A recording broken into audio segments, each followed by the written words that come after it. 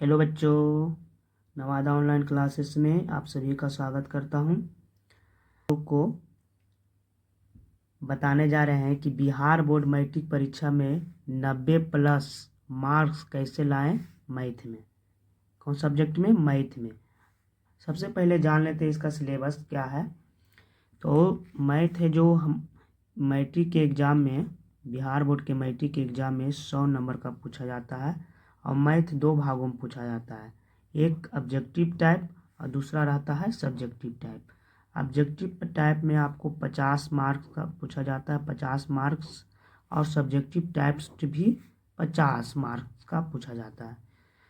Objective type में 100 में से 50 प्रश्न बनाना होता है। 100 में से कितना प्रश्न बनाना होता है? 50 प्रश्न बनाना होता है। और सब्जेक्टिव में होते हैं 2 मार्क्स वाले प्रश्न, 2 मार्क्स वाले प्रश्न होते हैं और 5 मार्क्स वाले प्रश्न होते हैं। तो 2 मार्क्स वाले प्रश्न 30 मार्क्स के होते हैं, यानी टोटल 30 नंबर के होते हैं, जिसमें 30 प्रश्न होते हैं, उसमें से 15 प्रश्न बनाना होता है। 30 प्रश्न में कितना प्रश्न बनाना होता है? 15 प्रश्न बनाना होता है। और 5 मार्क्स वाले प्रश्न होते हैं 20 नंबर का। 5 मार्क्स वाले प्रश्न कितने नंबर के होते हैं? 20 नंबर का। जो 8 प्रश्न रहते हैं उसमें से 4 प्रश्न को क्या कराता है? बनाना रहता है। 8 प्रश्न में से 4 प्रश्न बनाना रहता है। तो सबसे पहले आप लोग को बताएंगे कि ऑब्जेक्टिव टाइप प्रश्न बनाने के लिए क्या करना है। महत्वपूर्ण ऑब्जेक्टिव टाइप प्रश्न बनाने के लिए महत्वपूर्ण बातें क्या क्या ध्यान रखना है। देखिए, ऑब्जेक्टिव टाइप प्रश्न बनाने के लिए तो आप लोग को जितना भी क्लास 10th, आप क्लास 10th में पढ़ रहे हो, तो जितना भी फार्मूला बन रहे हैं क्लास 10th में, सभी फार्मूला को याद कर जाइए। जितना भी फार्मूला उसको सबसे पहले क्या कर जाना है? याद कर जाना है। क्योंकि ऑब्जेक्टिव में अधिकतर प्रश्न है जो फार्मूला से आते हैं। ऑब्जेक्टिव में अधिकतर प्रश्न फार्मूला से आते हैं। और प्रश्न भी रहते हैं जो फार्मूला पर आधारित रहते हैं। जितने भी प्रश्न रहते हैं लगभग फार्मूला पे आधारित रहते हैं। और उसका अगर फार्मूला याद कर लीजिएगा तो फार्मूला भी पूछ देगा तो बन जाएगा, और फार्मूला पे आधारित प्रश्न रहेगा वो भी बना लेंगे। ठीक है। और दूसरी बात ध्यान रखना है कि एग्ज़ाम में जब दीजिएगा एग्ज़ाम, तो ऑब्जेक्टिव प्रश्न को सावधानी पूर्वक बनाना है। सावधानी पूर्वक बनाने के लिए इसलिए कर रहे हैं कि अगर देखते हैं कि बच्चा क्या करता है सब, कि एग्ज़ाम में तो सब डरे हुए रहते हैं, लेकिन जैसे ही देखते हैं प्रश्न को तो तुरंत बनाने लगते हैं, और जल्दी जल्दी बनाने के चक्कर में प्रश्न जो सही जाने वाले रहते हैं वो क्या हो जाते हैं? गलत हो जाते हैं। इसलिए कह रहे हैं कि एग्ज़ाम के समय ऑब्जेक्टिव प्रश्न को सावधानी पूर्वक से बनाएं। 100 को रहता है प्रश्न बाबू, 100 प्रश्न में आपको 50 प्रश्न बनाना है। तो 50 प्रश्न आपको जो 100 में से चुन के 50 प्रश्न जो आता है वो बनाइए।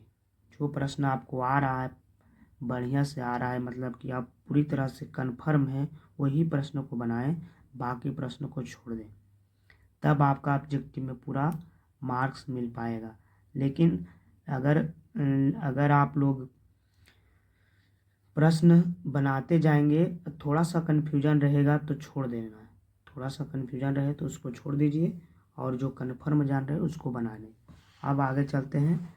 ऑब्जेक्टिव तथा 2 मार्क्स वाले प्रश्न के लिए कुछ महत्वपूर्ण चैप्टर हम आप लोग को बता देते हैं। सबसे महत्वपूर्ण ऑब्जेक्टिव के लिए हो जाता है 2 चर वाले रैखिक समीकरण। ये 2 नंबर के लिए भी ये है, 2 नंबर प्रश्न के लिए भी ये चैप्टर महत्वपूर्ण है। 2 चर वाले रैखिक समीकरण, जिसमें आपको सारणी 3.4 है जो याद कर जाना है। इससे बहुत सारा ऑब्जेक्टिव और 2 नंबर वाला प्रश्न आते हैं। SCERT बुक से, यानी बिहार सरकार का जो बुक है ना, उससे याद कर जाना। उसके बाद आपका होता है द्विघात समीकरण। उसके बाद आपका दूसरा चैप्टर है द्विघात समीकरण। बाबू, द्विघात समीकरण में आपको सीख लेना है कि मूल कैसे निकाले, मूल का प्रकृति सीख लेना है, और द्विघात समीकरण का सूत्र याद कर लेना है। इससे भी आपको 2 नंबर और ऑब्जेक्टिव में प्रश्न आते हैं। उसके बाद अगला चैप्टर आ जाता है आपका समांतर श्रेणी। समांतर श्रेणी से जितने भी फार्मूला बनते हैं उसको याद कर जाइए। आपको 2 नंबर और ऑब्जेक्टिव बनाने में बहुत सुविधा मिलेगा। उसके बाद आपका अगला चैप्टर आ जाता है निर्देशांक ज्यामिति। अगला चैप्टर क्या है? निर्देशांक ज्यामिति है। निर्देशांक ज्यामिति में आप लोग को दूरी सूत्र, विभाजन सूत्र और मध्य बिंदु सूत्र, ये सब फार्मूला जो है याद कर जाना है, क्योंकि ऑब्जेक्टिव और 2 नंबर वाले प्रश्न में ये सब फार्मूले से प्रश्न आते हैं। विभाजन सूत्र, दूरी सूत्र और मध्य बिंदु सूत्र। उसके बाद महाभिव्यायी चैप्टर आ गया आपका त्रिकोणमिति। आप त्रिकोणमिति को इग्नोर नहीं कर सकते हैं। त्रिकोणमिति से बहुत सारे प्रश्न ऑब्जेक्टिव और सब्जेक्टिव दोनों में बनते हैं। यहाँ की 5 नंबर वाले प्रश्न भी इससे आते हैं। तो त्रिकोणमिति में जो आप लोग का है, जो त्रिकोणमिति में त्रिकोणमितीय अनुपात का मान सबसे पहले आप लोग याद कर जाइए। उसके बाद त्रिकोणमिति से जितना भी फार्मूला बनता है उस सब को आप याद कर जाइए, क्योंकि त्रिकोणमिति से ऑब्जेक्टिव में 2 नंबर प्रश्न और 5 नंबर प्रश्न में पूछे जाते हैं। उसके बाद आपको आ जाइए 2 नंबर वाले प्रश्न में मेंसुरेशन। मेंसुरेशन में आप लोग को घन, घनाभ, बेलन, आयत, वर्ग, समबाहु त्रिभुज, गोला, वृत्त, अर्धवृत्त, ये सारे का फार्मूला आप याद कर जाइए। जितना भी बोलें ये सब का फार्मूला आप याद कर जाइए, क्योंकि कभी कभी डायरेक्ट फार्मूला है ना ऑब्जेक्टिव में पूछ देता है, और 2 नंबर में तो आता ही है भाई, 2 नंबर में तो आता ही है।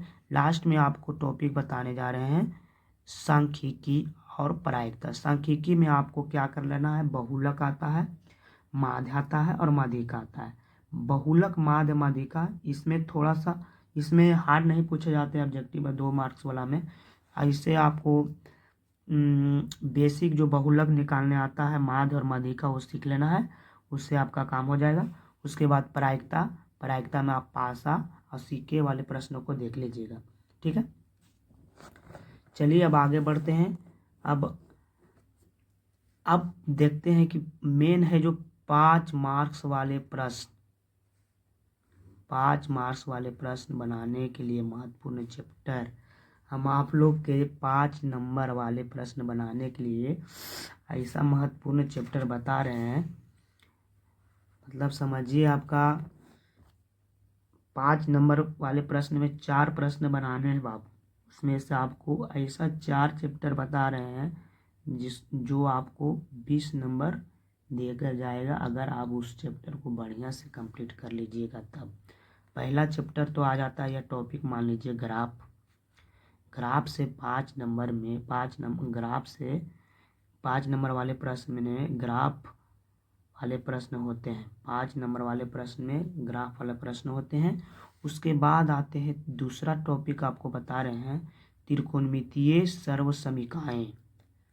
जिनको समझ में नहीं आ रहा उनको बता दें कि सिद्ध करने वाले प्रश्न को कहते हैं त्रिकोणमितीय सर्वसमीकाएं। जो एससीईआरटी बुक, बिहार सरकार की बुक है ना, उसमें एक टॉपिक है त्रिकोणमिति में त्रिकोणमितीय सर्वसमीकाएं। इसी से त्रिकोणमिति में जितना भी 5 नंबर वाला प्रश्न आते हैं सब इसी से पूछता है। तो हम कहेंगे कि इससे जितना भी सिद्ध करने वाले प्रश्न हैं आप उसको कंप्लीट कर लीजिए। बस उसके बाद आपको त्रिकोणमिति के सिद्ध करने वाले प्रश्न कभी नहीं छूटेंगे, और जो प्रीवियस ईयर में पूछा गया प्रश्न है उसको भी आप कंप्लीट कर लीजिएगा। अब तीसरा टॉपिक आपको चैप्टर बताने जा रहे हैं वो है height and distance. Height and distance 5 marks में आप क्वेश्चन बैंक पलट कर देखिएगा, हर शिफ्ट में हाइट एंड डिस्टेंस का प्रश्न डाला हुआ है। ठीक है, इसको कंप्लीट कर लीजिएगा तब 5 नंबर आसानी से देकर जाएगा। उसके बाद लास्ट टॉपिक आपको बता रहे हैं रचना। रचना है जो प्रत्येक शिफ्ट में पूछा गया है, मतलब हर साल रचना से प्रश्न आते ही आते हैं, इसलिए हम कहेंगे कि रचना भी आप कंप्लीट कर लीजिए। मेन रूप से 5 नंबर 5 20 नंबर, 5 नंबर वाले प्रश्न में 20 नंबर, टोटल 20 नंबर के प्रश्न होते हैं। उसमें से आप ग्राफ कंप्लीट करिए, त्रिकोणमिति सर्वसमीकाएं कंप्लीट करिए, उसके बाद हाइट एंड डिस्टेंस, उसके बाद रचना। उसके बाद आपको 20 नंबर आने से कोई नहीं रोक सकता। अगर इस तरह से आप लोग करते हैं तो आपको 90+ नंबर आने से कोई नहीं रोक सकता। ठीक है, धन्यवाद।